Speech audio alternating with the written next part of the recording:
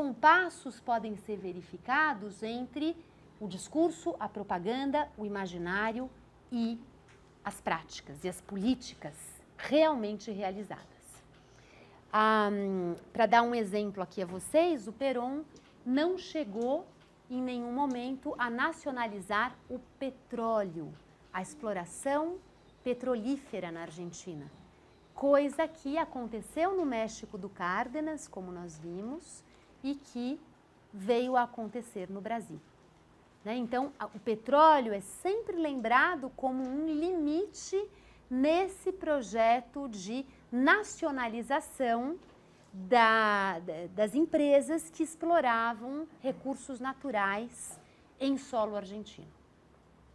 Ou seja, mostrando que o peronismo tanto fez, reforçou esse discurso anti-imperialista, mas na prática não chegou aos extremos, não enfrentou realmente os problemas mais delicados, como, por exemplo, aquele relacionado à exploração de petróleo.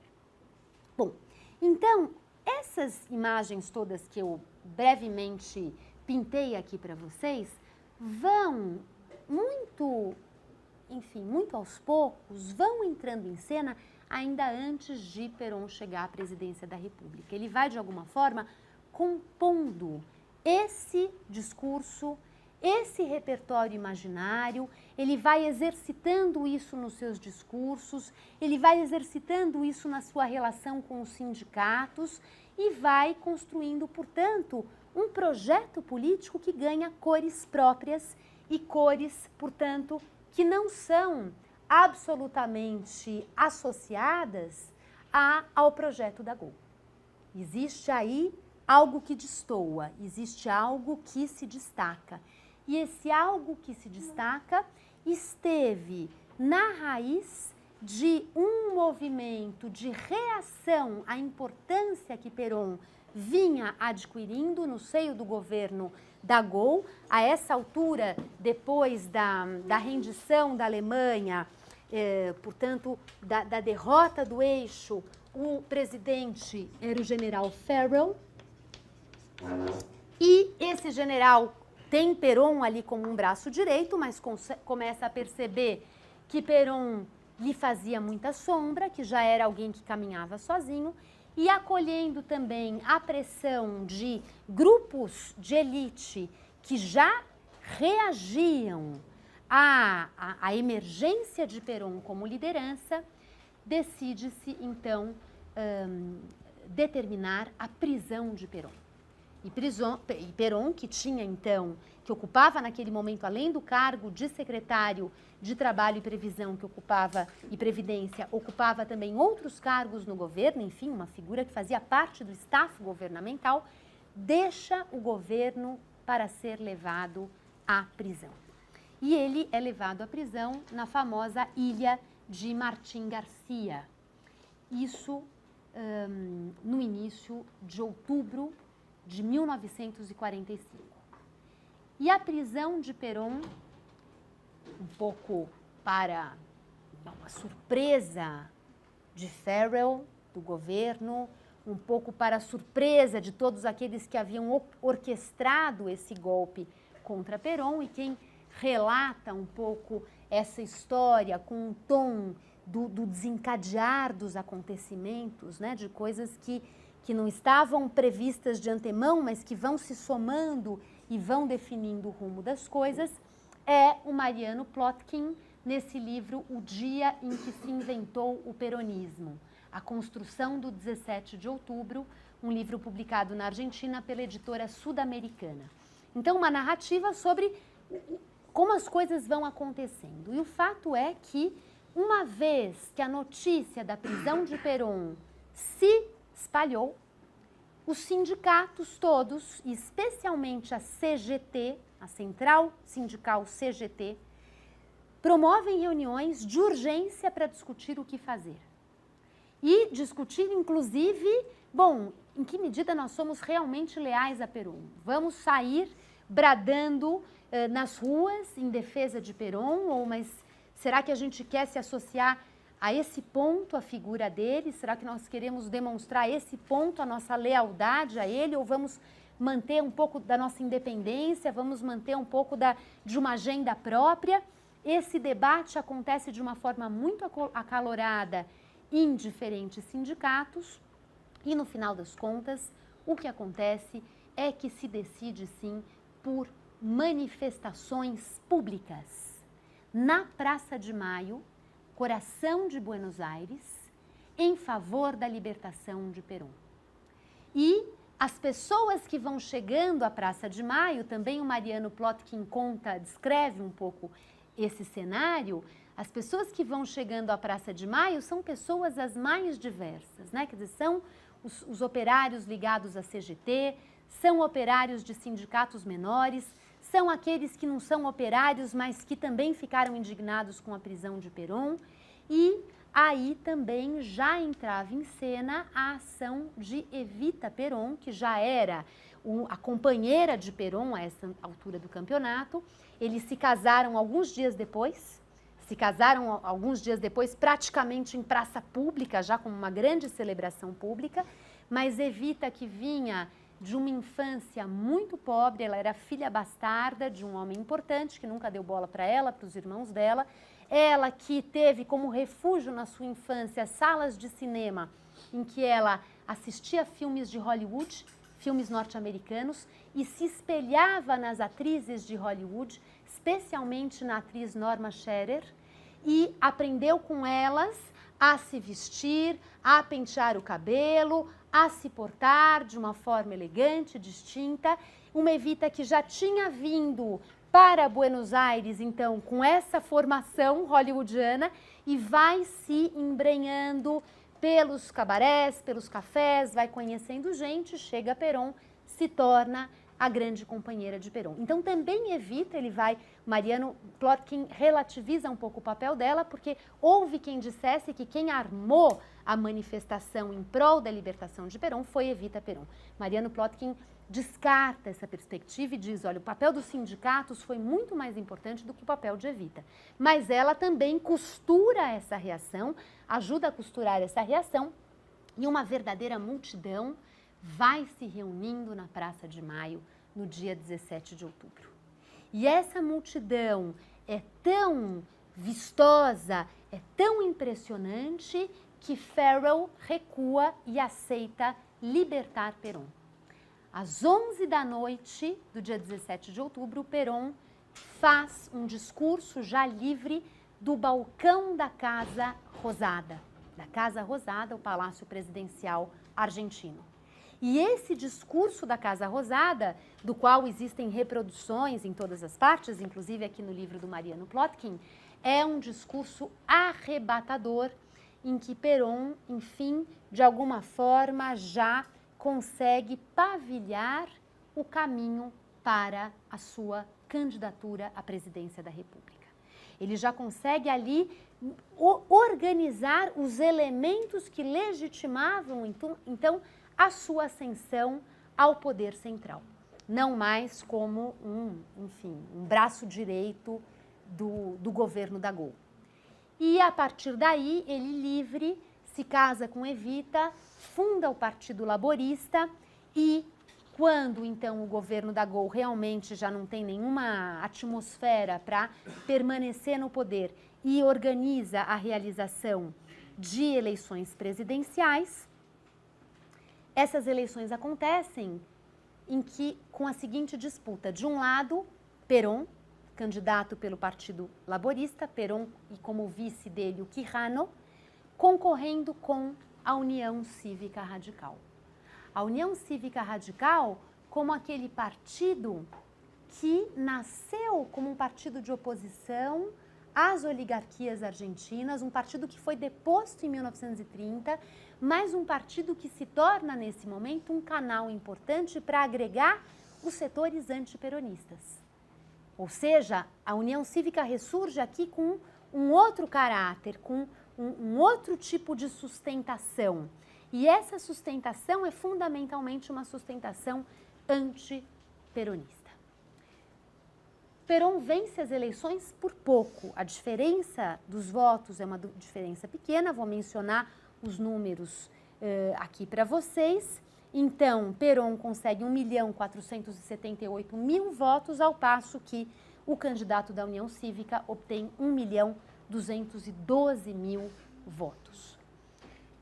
Consegue chegar à presidência da República pela via eleitoral. E isso representa um outro percalço, uma outra dificuldade para a historiografia que analisa o peronismo. Porque Perón governa em bases democráticas. Ele governa jogando o jogo do liberalismo e da democracia. E, no entanto, ele tem uma plataforma política que é antiliberal. Ele esvazia caminhos, canais, instituições que são próprias da democracia, de dentro da democracia, atuando por dentro da democracia. Em nenhum momento essa democracia é frontalmente rompida, é frontalmente desafiada. Ela só vai ser rompida para que se derrubasse Perón em 55. Portanto, são os inimigos dele que recorrem ao golpe para depô-lo. Então, essa contradição sobre um Perón eleito pelas urnas aqui para a sua gestão iniciada em 56 e depois reeleito pelas urnas em 51, para um novo mandato que se estende até setembro de 55. O tempo todo, Perón alcança as vias do poder por mecanismos democráticos. E ele cria o seu partido, esse Partido Laborista, que depois vai passar a se chamar Partido Peronista, e esse é o ambiente institucional em que ele atua.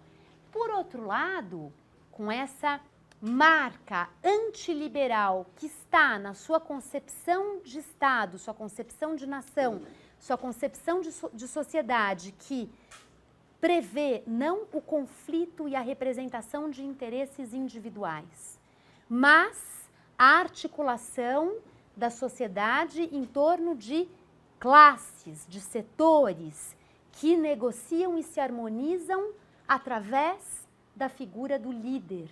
Esse personalismo, a ideia da composição dos grupos sociais como um grande corpo, essa concepção é uma concepção antiliberal.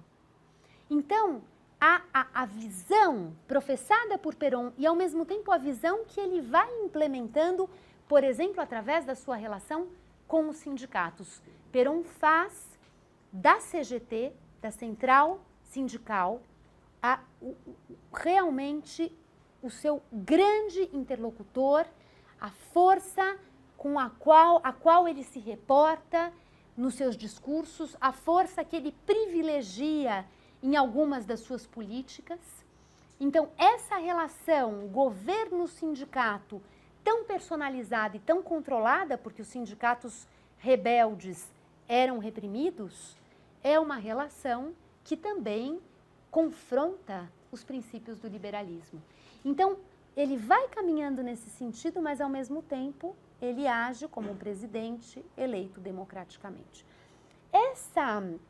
Essa dimensão antiliberal do peronismo se manifesta em outras facetas também, que eu vou aqui, enfim, rapidamente mencionar, não vou falar de todas elas, mas o que eu gostaria que vocês retivessem como um problema importante para aqueles que analisam, estudam o peronismo, é o problema de, afinal de contas, se o peronismo se aproxima dos regimes nazifascistas. Se o peronismo, por ser antiliberal e por operar nessa chave do personalismo, da liderança, da relação direta com os sindicatos leais, com os sindicatos domesticados, subordinados, por operar nessa chave de uma enorme propaganda política, de um grande investimento na propaganda política, de uma propaganda política que já se vale dos recursos técnicos e tecnológicos do século XX. Esses recursos modernos que são, nesse momento, além dos comícios e de todo o recurso visual na montagem desses comícios, também o rádio e o cinema. Então, há um grande investimento de Perón nos programas de rádio, há um controle também, uma censura que ele exerce sobre os meios de comunicação e sobre estações de rádio que eram críticas, que eram de oposição, e também, através do cinema, se estimula uma produção cinematográfica afinada com o regime, afinada com o peronismo. Isso para pensar nesses recursos próprios dessa época e que foram também um trunfo dos regimes nazifascistas. Mas ele também investe e ataca outros âmbitos mais tradicionais. Por exemplo, o da imprensa escrita. Então, o jornal La Nación, por exemplo, é um jornal que sofre algum tipo de controle por parte do governo. Por exemplo, em termos de se limitar a licença para a distribuição postal do La Nación. Ou seja, a prática das assinaturas do jornal La Nación se vê limitada, cerceada por estratégias que o governo mobiliza, que ele não está censurando o jornal, mas ele limita a licença para a distribuição postal. Né? São questões que estão, inclusive, extremamente em voga na Argentina contemporânea, na Argentina da Cristina Kirchner. Esses mecanismos de que o governo dispõe para fragilizar, acuar os jornais de oposição. Então, ele ataca os jornais, ele ao mesmo tempo investe em jornais que são jornais leais ao governo, que corroboram a propaganda política do governo, e investe também, como eu disse, fortemente nas instâncias educacionais, especialmente nos livros escolares. Então, eu também, uma vez fiz um artigo sobre as cartilhas escolares do peronismo, é uma coisa, enfim, quase que cômica, né? O nível de clareza, de limpidez com que essa propaganda era feita. Então, por exemplo, os dizeres para uma criança que estava aprendendo a ler: mamãe me ama, evita também.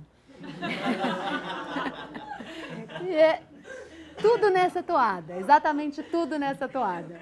Né? E sempre, né, gravuras, ilustrações de Evita protegendo, Evita maternal, Evita bonita, glamurosa. Então, as cartilhas escolares, que foram um material em cheio do peronismo, e o Monteiro Lobato, né, sempre acabo falando dele um pouquinho, o Monteiro Lobato, que foi preso pelo Estado Novo aqui justamente pela questão da nacionalização do petróleo e depois de solto quis sair do Brasil e foi morar em Buenos Aires em 46, justamente de 45 para 46, o Lobato escreveu um livro chamado A Nova Argentina, que era um verdadeiro panfleto de exaltação do projeto peronista. Um verdadeiro manual de formação de jovens peronistas. Esse livro, A Nova Argentina, também era pensado como um livro escolar, e a estrutura dele, eu tive um aluno de iniciação científica que fez um trabalho sobre isso, a estrutura desse livro era de um pai e seus 2 filhos, e o diálogo entre o pai e os 2 filhos. E as crianças revelavam ao pai a beleza do peronismo.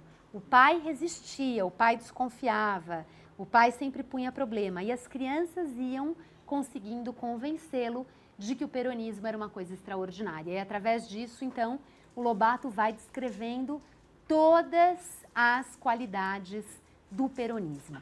Dizem, né, os estudiosos de Lobato que ele, na verdade, queria que o livro emplacasse nas escolas para ele vender bastante. Né? Então, mais do que uma lealdade ao peronismo, aquilo traduzia um desejo de conquistar esse mercado editorial que era muito promissor, porque realmente, enfim, o governo comprando livros para as escolas públicas, né? O que acontece até hoje no Brasil e em outras partes.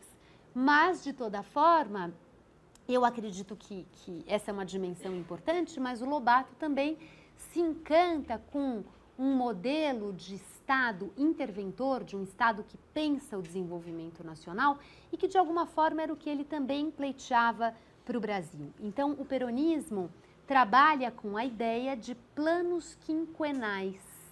E os planos quinquenais, como vocês sabem, têm a ver com a perspectiva de uma economia planificada em que o Estado desempenha um papel importante, porque o Estado planeja, identifica as fragilidades, as carências e escolhe caminhos para suprir essas carências.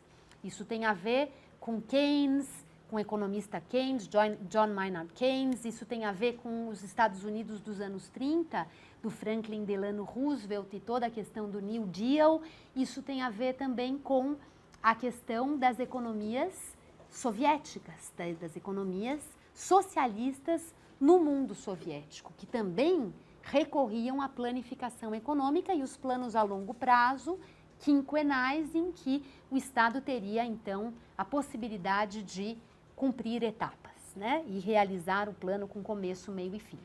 O primeiro plano quinquenal do Perón, que entra em cena já no final de 46, depois da sua eleição, da sua primeira eleição, é um plano que encontra muitos sucessos. Muitos sucessos porque Perón viveu, nesse primeiro mandato presidencial, um período de bonança econômica internacional. É o famoso período do pós-guerra, com um boom da economia, com oportunidades extraordinárias, com investimentos grandiosos, a se começar pelo Plano Marshall na Europa. Então, esse ambiente econômico próspero do período pós-guerra favorece o projeto econômico de Perón. E ele, então, estabelece no plano quinquenal como um dos horizontes o tema da industrialização. E a indústria, de fato, também avança nesses anos, mas, como eu já havia dito, uma indústria que continuava muito refém de uma produção de gêneros de consumo básico, e não, portanto, conseguindo avançar em direção à implementação de indústrias pesadas. E essa distinção entre a indústria leve, a indústria de gêneros básicos e a indústria pesada era uma distinção importante para esse período em que muitos países não desenvolvidos ou pouco desenvolvidos do ponto de vista industrial aproveitam um momento para dar esse passo e a Argentina realiza muitas coisas, mas não consegue caminhar nessa direção. Essa veio a ser depois uma vulnerabilidade importante do governo militar na Argentina dos anos 70 e 80, início dos anos 80, porque enquanto no Brasil já havia uma base de uma indústria pesada que os militares então aproveitam para desenvolver mais intensamente, na Argentina essa base não havia e continuou não existindo. E isso confere ao regime militar na Argentina características muito diferentes do regime militar que teve lugar no Brasil, mesmo do regime militar que teve lugar no Chile. Então já o peronismo ele caminha num sentido de industrialização que não é suficiente em termos de conferir ao país maior autonomia. Mas, de toda forma, esse projeto de industrialização, de uma metalurgia leve, de indústrias voltadas a gêneros alimentícios, encontra alguns avanços durante esse primeiro mandato e durante, portanto, o primeiro plano quinquenal. Quando Perón é reeleito em 51, já o cenário econômico internacional não era tão favorável. Então, o segundo governo de Perón é um governo com mais problemas no plano da economia do que ele encontrou no primeiro governo, além de outras dificuldades que afloram no segundo mandato e que no primeiro haviam sido favoráveis a ele. Né? Então, isso tudo vai também contribuir para que Perón não conseguisse terminar o seu segundo mandato, para além de um assunto que eu vou daqui a pouquinho desenvolver, que é esse de um antiperonismo muito, muito enraizado por parte das elites argentinas, por parte da intelectualidade argentina, dos artistas, desses homens de letras, da Victoria Ocampo, desse grupo que orbitava em torno da revista Sur, daqueles homens todos ligados às vanguardas que nós discutimos na aula passada. Essa gente assumiu, em linhas gerais, uma posição francamente antiperonista. Então, daqui a pouquinho eu vou voltar a isso.